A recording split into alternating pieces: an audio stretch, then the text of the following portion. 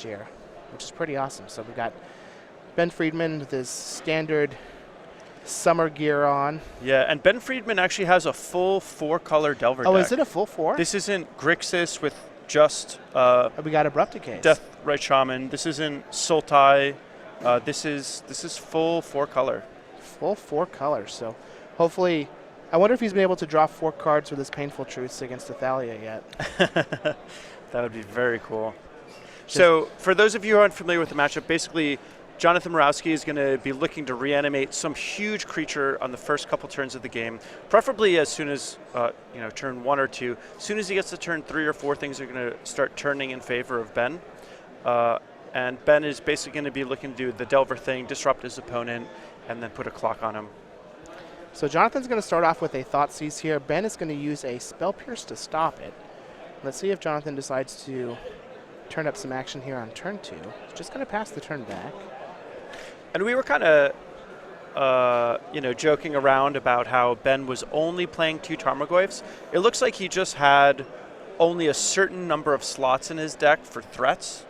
And by having, instead of playing 4 Tarmogoyfs, by having a split of 2 Tarmogoyfs and 2 True Name Nemesis, this means that he has 2 threats that are blue cards that he can pitch to Force of Will, meaning that he can slant his deck to be a little bit more disruptive against combo decks and a little bit more aggressive towards fair decks. So that's kind of a nice little piece of deck building, and I think that's why he has that split. All right, so we have an Entomb coming from Jonathan Morawski on Ben's end step after he plays a Delver of Secrets. He's going to fetch down to 19, use a Spell Pierce to try and stop it. Jonathan is going to fall down to 18 and use a Force of Will to try and counter that Spell Pierce. If he's fighting over the Entomb, it means that he has multiple pieces of, multiple reanimation type spells in his hand, and we could see a Gristlebrand next turn, and this 4-color Delver deck is probably going to have a tough time beating Gristlebrand. Oh, yeah. Jonathan does want this Gristlebrand to hit earlier rather than later. One thing that's interesting about this Reanimator deck that's different than the Show and Tell deck is Jonathan can get to a situation where he's not dead, but his life total is too low for him to cast Reanimate. So that's one of the things that's a little fragile about this Reanimator deck, and why we don't see it quite as frequently as Sneak and Show is because it, while it is a little bit more favored on the first 3 turns of the game, it's has an even harder time winning after that point. So it's a pretty high variance deck. All right, so Ben's going to fall to 18, going to fetch out another dual land and cast a Brainstorm. Looks like he has Dazed True Name Nemesis in hand. He's looking for another copy of Force of Will. He does not find it.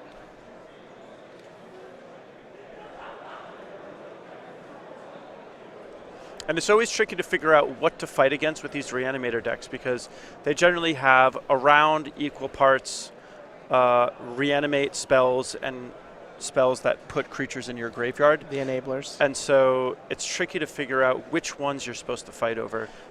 In general, I like fighting over the enablers just because once an enabler resolves, then you have to stop every single one of the reanimate spells afterwards. And it's most of the time, I don't want to say most of the time, but it's likely that the enablers are generally what you want to fight over. And the Grizzle Father has hit the graveyard. Oh, Gristlebrand. I love this card. This is one of my favorite cards to put into play. Yeah, I mean, there's no way that draw 7 on, like, drawing 7 cards is what you don't want to be doing. Yeah. He's also going to Brainstorm here on the end step. This is pretty smart because this is going to try and bait Ben into using a Daze if he has it, but also give John another look, or extra looks at finding a land or a Lotus Petal to try and be able to pay for a Daze with this the Exhumes that he has in hand. Yeah, and it also just uses his mana efficiently. This is what he wants to do. Well, it uses his mana efficiently, but this isn't a very effective Brainstorm. Sure. This Reanimate deck, it's not necessarily...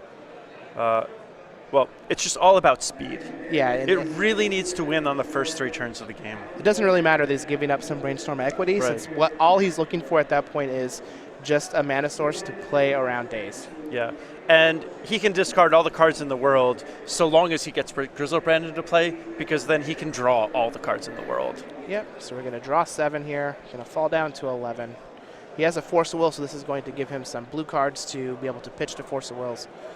It'll allow him to do a little discard action. And the world is his oyster. The main deck, Delver deck's not going to have any way to deal with this. Maybe you'll see some fringe case scenarios where a Delver deck may have like a 1-of Vapor Snag, but generally speaking, that's not going to be the case. Yep. Now, if we had been slightly later in this matchup, we may be in a situation where Ben has a Tarmogoyf and, let's say, a Deathrite Shaman in play, and there's some room for him to actually race a 7/7 lifelinker. But considering that we're still earlier in the game and Jonathan has been able to do it at a nice life total of 11, I think this is probably going to be game over for Ben, and we're just going to be going through the motions. Ben's going to flip his Delver of Secrets into an Insectile Aberration by revealing a Ponder. We're going to get a Brainstorm from Ben. Got a bunch of sweet cards in his hand. Delver of Secrets, Brainstorm, Daze, Trinity Nemesis. They don't do much against the 7/7 flying lifelinking Yawgmoth Spargan. a lot of good cards, but none of them do much in this situation. Gristlebrand is real unfair. And I play with it a lot, and I still think it's pretty unfair. Oh yeah, for sure. Did you play very much Legacy before Gristlebrand? When the card in the Reanimator decks was Jin-Kataxis? I remember helping Ian and Reed prepare for tournaments when they were playing really early versions of Reanimator, but they didn't have enough cards to build me a Legacy deck, so I didn't actually compete during that time period. So the Reanimator decks there with Jin-Kataxis is the card is less powerful than Gristlebrand, but it's also just like much less fun to play against. Yeah. You're like, all right, well, you get to draw 7, but you also just you empty my hand on my end step. That's not fun. Yeah, it also is a little bit harder for the Reanimator deck to close the game out from that point also. It's much worse than Gristlebrand, but it's also much less fun to play. At least with Gristlebrand, you kind of get like this illusion that you have a chance. It really is an illusion, It still doesn't affect your hand. But yeah, it really is an illusion. There are some corner case scenarios, though, where Ben is able to develop a board, maybe chump block Gristlebrand for a turn with a flip Delver and race back. But, this unfortunately is not one of those games, although that does sometimes come up. And there's a very good chance that we just see Elishnorn enter the battlefield this turn, and that will put a fork in Ben. He's done. Yeah, after drawing 14 cards, you might as well just combo off again if you can. Yeah, why not? All right, well, we're going to discard Elishnorn and a land. All right, well, we got another Exhume, so might as well put this one onto the battlefield. Yeah, if I wasn't winning by a large enough margin, I'd like to win by a little bit more. Yeah. All right, Exhume, what do you got, Ben Friedman? I will kill both your guys and put an unbeatable monster onto the board. A second unbeatable monster onto the board. Well, Spell Pierce. Ben's fighting the good fight. Can't blame him for trying. John's going to fall down to 10. It's going to pay for the Spell Pierce. All right, Ben's going to Daze. I anticipate a Force of Will out of Jonathan. I imagine Ben putting that Daze on the board and saying, "Take that." Oh, we're just going to get a Daze from Jonathan. And Elishnorn is going to cause Ben to enter into his scoop phase. Jonathan Morawski is going to take game 1 here in the 9th round of play. Final round of day 1. It's going to move on. Well, it hasn't won yet, but we're going to move on to the sideboarded games. It's going to take game 1 with Reanimator over 4-color Delver on Ben Friedman. Let's take a look at their sideboards. Jonathan has 3 Abrupt Decay, 2 Jace Vryn's Prodigy, a Flusterstorm of Duress, a Coffin Purge, 2 Pithy Needle, 2 Show and Tell, 1 Ionis Shield of Emeria, 1 Disfigure, and 1 copy of Ashen Rider. What do you think he's going to bring in here? So one of the cards that this Reanimator deck is really worried about are cards like Tormod's Crypt or Grafdigger's Cage, which Ben doesn't have, but there's a good chance that Jonathan will be worried about that and to bring in Abrupt Decays. Jace Vryn's Prodigy is a nice card to bring in, considering that Ben is probably going to take a lot of his removal out, although there there could be potential pyroblasts that would go against that. I think that Jonathan will likely bring in an address to fight through the extra counter magic that Ben is likely to have. Pithing Needle can be a good answer to Deathrite Shaman. Show and Tell can be a nice way to make it so that he's not so reliant on his graveyard. And I don't think he's going to bring in Iona or Ashen Rider, but just figure it can also be another way that he can interact with Deathrite Shaman. So Jonathan has a lot of options. I don't think he'll bring in all of these cards, but typically the Reanimator deck gets a lot worse after sideboard because it is so weak to specific hate cards. So we may see many of those mentioned cards. And now on Ben's side, we have 2 Pithing Needle, 4 copies of Surgical Extraction. Holy moly. Yeah, he also has 3 commitment. Snapcaster Mages in his deck. He was ready for Jonathan Morawski.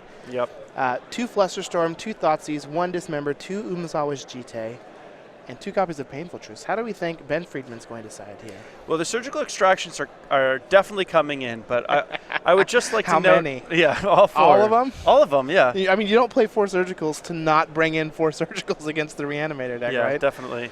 And I think it's really going to catch Jonathan by surprise because the typical graveyard hate comes in the form of Grafdigger's Cages, Tormod's Crypts. So I think these Surgicals are going to be really effective. Also, Flusterstorm, Thoughtseize are likely to come in just to have more combo disruption, and I think that's going to be about it.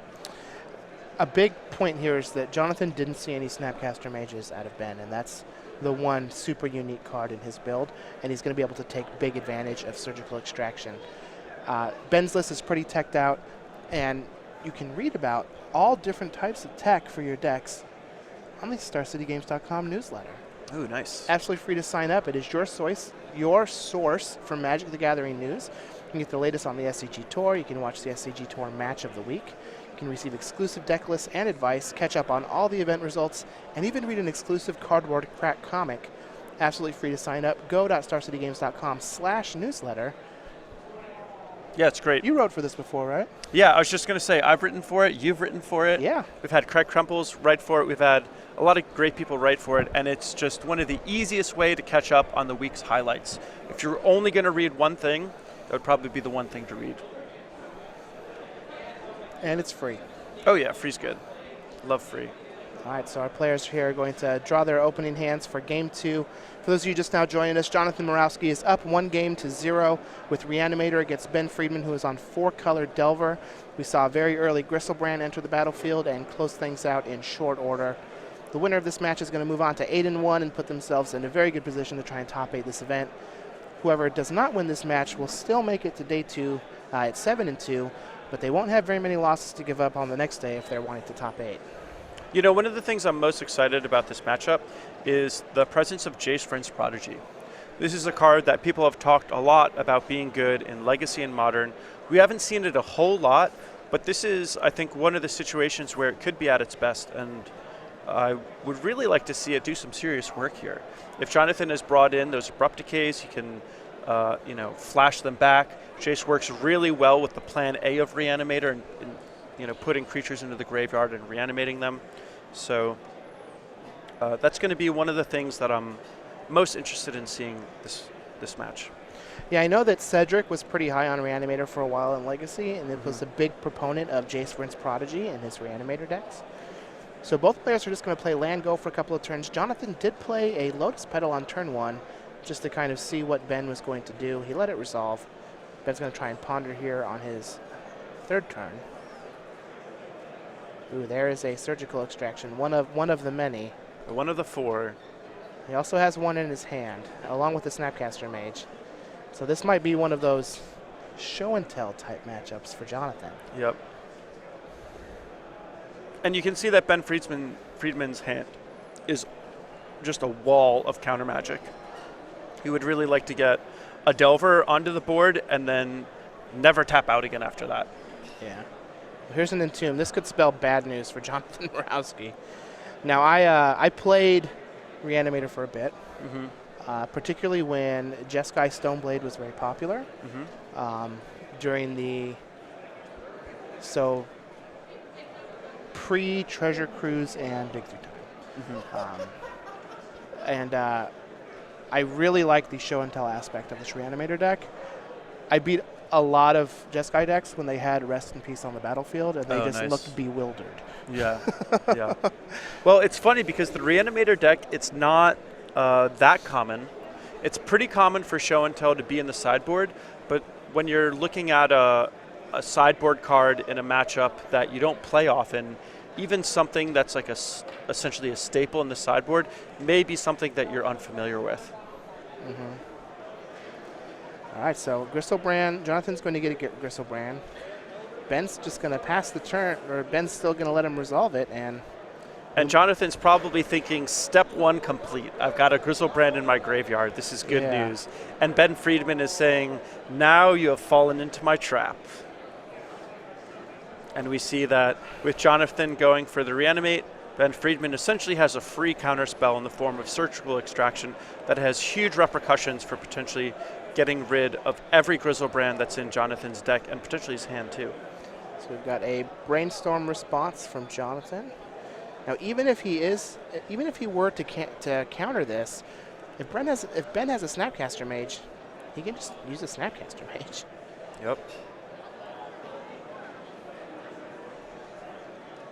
Yeah, this could be a game-winning move on Ben Friedman's part. Yeah, depending on what other threats Jonathan has brought in, I mean, this could just be game. Now, he does have 4 mana available. If he decided to keep the Grave Titan in, he could just play Grave Titan on 6. And I don't know if this Delver deck can beat a Grave Titan. Probably not. Maybe we'll see a Jace Ultimate. That would be wild. Yeah? That would be wild. That would be extremely unlikely also. So this is going to be tough. Well, he is going to get a free shuffle on his deck, at the very least, from that Surgical Extraction. Yeah, it's a very small consolation prize. Oh, well, we got 3/7. He can just play this Elish Norn in 2 turns. Wow. Ben does have a Force of Will, though. Yeah, Jonathan has a very weak hand, unfortunately. Ooh, it looks like he didn't side out of Gristlebrand. There's still 4. Yeah, and this is one of the nice things about Surgical Extraction is you get to take a peek at everything that's going on in your opponent's deck.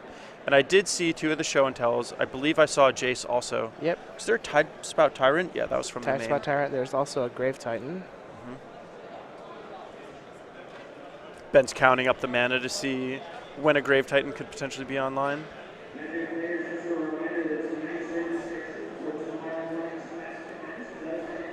Yeah, Surgical Extraction is a card that you really don't see that often. Like I was saying, the most common forms of Graveyard Hate are Grafdigger's Cage, Deathrite Shaman, Scavenging Ooze, Relic of Progenitus, maybe Tormod's Crypt, but Surgical Extraction has kind of fallen out of favor. The fact that it's a 0 mana spell, though, means that if it's become unpopular, it's probably a good time to bring it back because the surprise value of it is so potent. Yeah, it's generally played in Delver-style decks that have access to Snapcaster Mage. Yep. And it's also played in some of the Grixis Delver decks, since it works fairly well with like Cabal Therapy type cards. And Young Pyromancer, just another free spell. Yeah. Oh, Ben is going to deploy a True Name Nemesis here.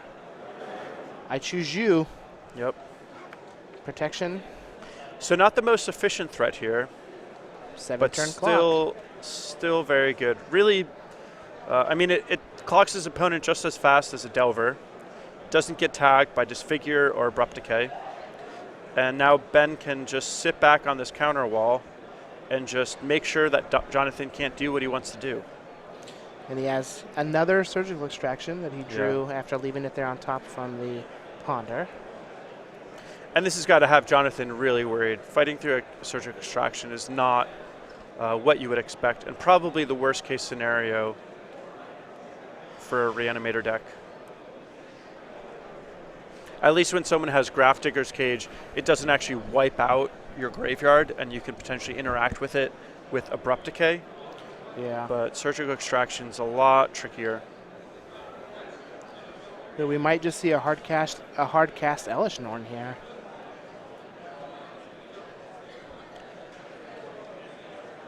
It would dodge a lot of the permissions, such as Spell Pierce, Flusterstorm, Pyroblast if Ben had it, but it will get tagged by Daze or Force of Will. right. I don't know if Daze has ever countered an Elishnorn, but it's just about to. Boom. And with tight play, Ben floats a mana before returning the island to his hand. That's pretty good. And Jonathan has to know that that is unlikely to resolve, but things aren't getting any better for him. You got it dry. Yeah. Maybe we'll see land Grave Titan. And this is really how the Reanimator deck essentially lives and dies. It tries to do something on the first 3 turns of the game. It either succeeds or fails, and essentially there's no second shot after that. Sometimes they make some sort of an attempt, but that's usually what it comes down to.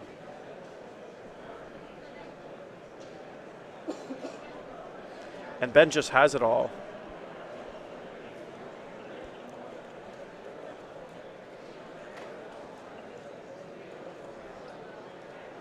Notably, this True Name Nemesis does attack through a Grave Titan. Doesn't necessarily race it, but can attack through it. That is one of the things that it can do. Yeah. All right, Jonathan's going to draw for his turn. We've got a Careful Study. And the Reanimator deck, it's a fast and powerful combo, but for the most part, it operates on a card advantage deficit. Cards like Careful Study, Reanimate, Entomb, these cards are not particularly good when it comes to card advantage. A lot of them, like Careful Study, you're down a card after you play it. Well, here's a Show and Tell from Ben. He's going to catch a Spell Pierce. And did Jonathan actually have something to put into play? I don't think he did. I think that Show and Tell was a pure bluff, and now he's going for a Reanimator. Great play on Jonathan's part. Really, really good. But Ben does have another copy of Surgical Extraction that's going to take Elishnorn. Brutal. Jonathan really has done everything he could to do that. I really like that Show and Tell, even though he had nothing to play. Yeah, it's very smart. It was just to bait out some counter magic so that he could go for a Reanimate afterwards.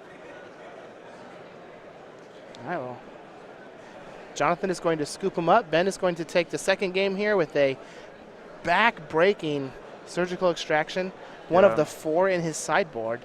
Do you think that we're going to see any changes here, or is Ben happy with the cards that he's brought in? I think Ben is super happy with the cards he's brought in. I think another thing to note about that just really quickly is that Ben's draw was 1 dedicated threat and then all permission. A lot of times things won't line up that way, and Jonathan almost battled through everything Ben had, so that was actually quite the close match. If Ben had an extra Delver or Tarmogoyf, we may be looking at a win for Jonathan.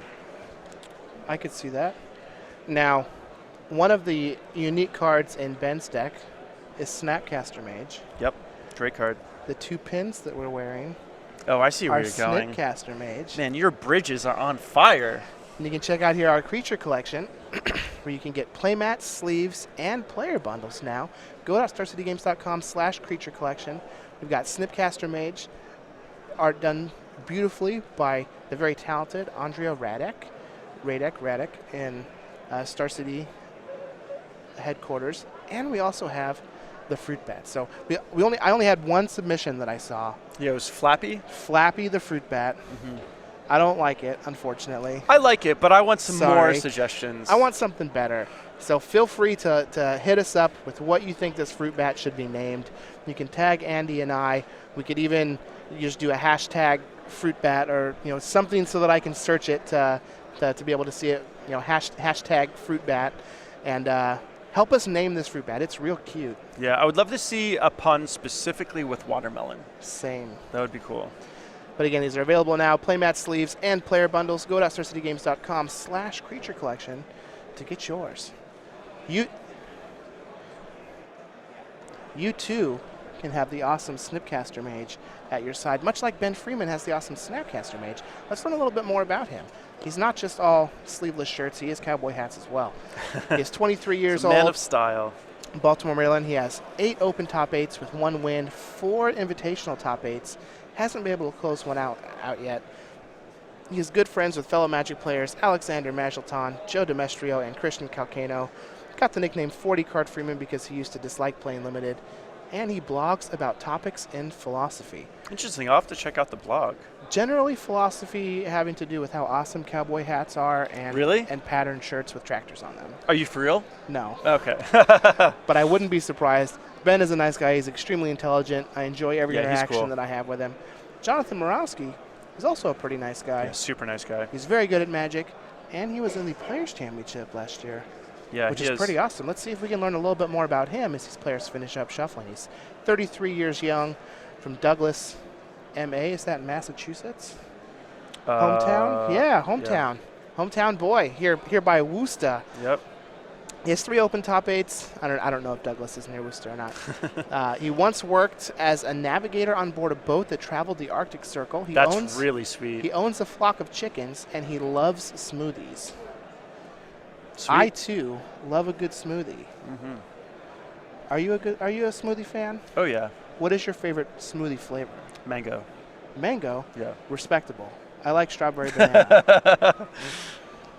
or anything with peanut butter. Yeah, Jonathan's a player that I'm particularly interested also because he's been doing fairly well over the past maybe year or two in the Northeast. But it seems like the amount that he's been playing and the success he's had has been picking up more and more. And I'm curious to see if he's going to become, one of the real mainstays of the Open Tour. Yeah, well, I know he was able to get enough points through traveling the Northeast and playing in IQs. Yep. To get into the Players' Championship last year. The system has been redesigned, with more focus being on the SCG Tour stops. And he's making an attempt to get out and play in those when he can, which is pretty awesome. Yeah, and he's doing well. He's here 7-1 with Reanimator, which is kind of a fringe strategy. And it looks like he's entombing for Grave Titan, and I think that might be a nod to the potential of surgical extraction. He doesn't want to endanger Grizzlebrand if he doesn't have to. Yeah, I mean, Grave Titan is going to win the game just as well as Grizzlebrand is, maybe even faster, to be honest. I'm fine with him going and getting the Grave Titan. I also like just the main phase Entomb. Yeah, it plays around days. It does play around days. It allows him to daze an extraction if Ben doesn't wait until his turn to use one, which it looks like he has one in his hand. Of course, he boarded in 4 of them. He's always going to have one. But he's just going to play a Tropical Island and pass back to Jonathan. Let's see what he decides to do. He's not going to pull the trigger yet. He's just going to play a Pluto Delta and pass. Ben is going to play a Pluto Delta of his own and pass back. Jonathan is going to brainstorm on Ben's end step.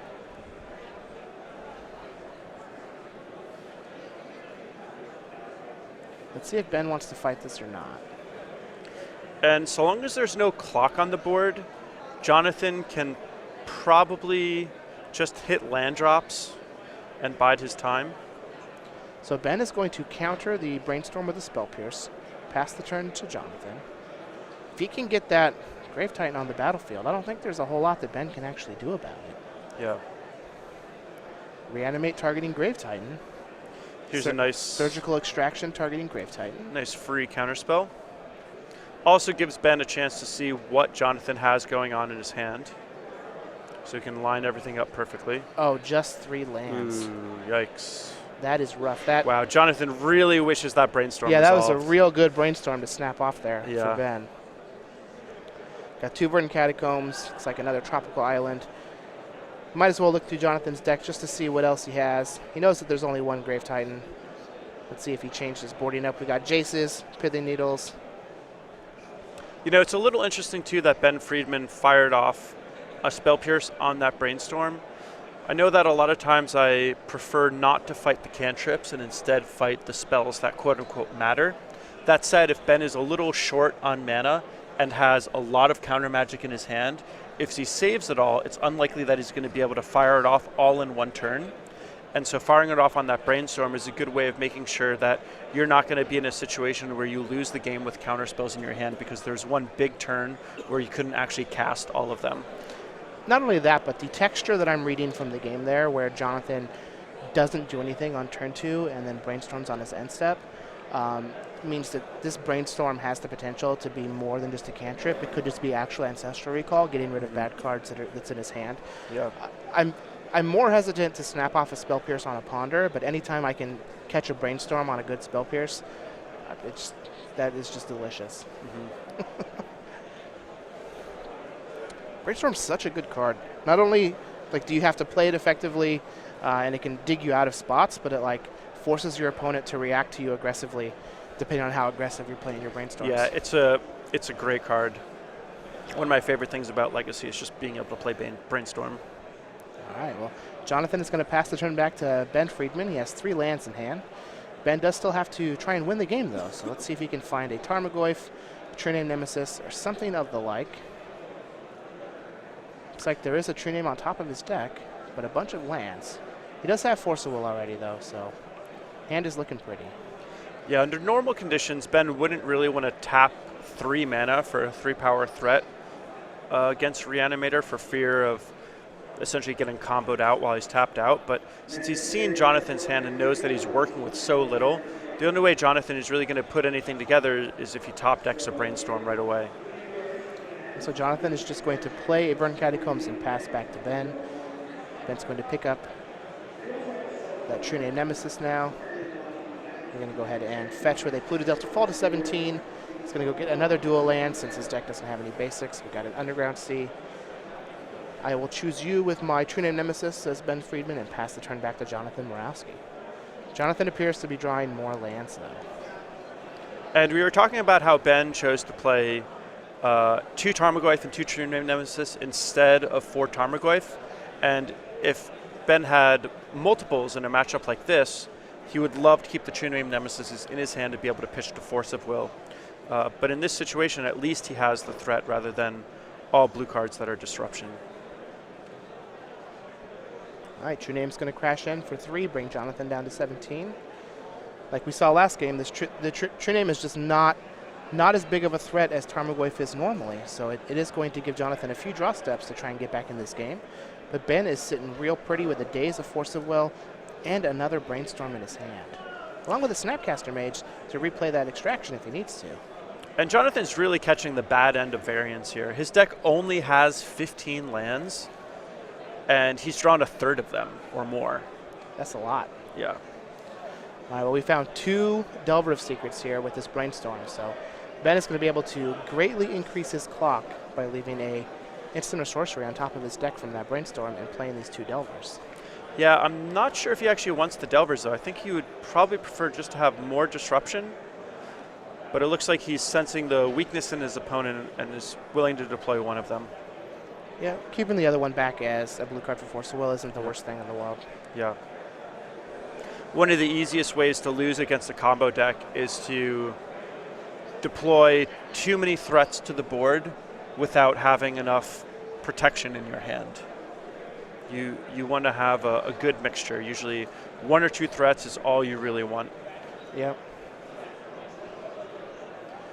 All right, Jonathan is going to crack a couple of fetch lands, fall down to 15. It seems like he's on the hard cast Grizzlebrand plan. Got to get to 8.